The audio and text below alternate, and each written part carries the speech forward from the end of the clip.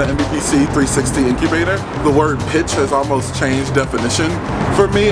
Before, I do public speaking. I've always felt confident talking in front of others, but I didn't understand how sort of sensitive the pitch is. It had to be the right message. It had to be, you want to be authentic to who you are, but you want to sell it as a good business model.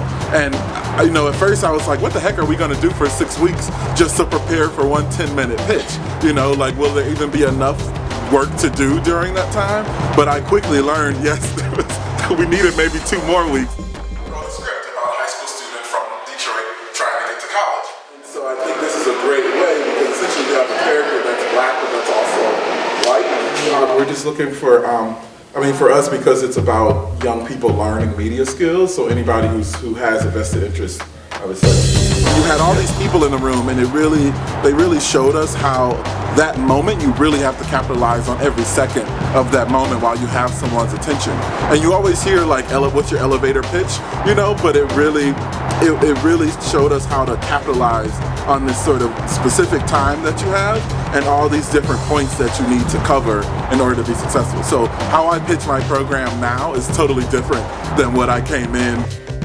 Secret is a new reality show that showcases the potential and the power of Detroit high school students. We shot a 16mm feature film about a kid from Detroit trying to get to college. We worked with high school students from Detroit and made them a part of making the film.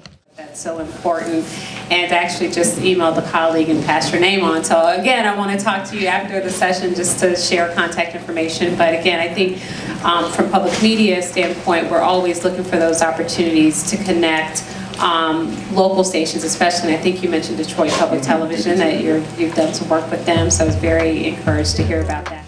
Thank you, the Street Press.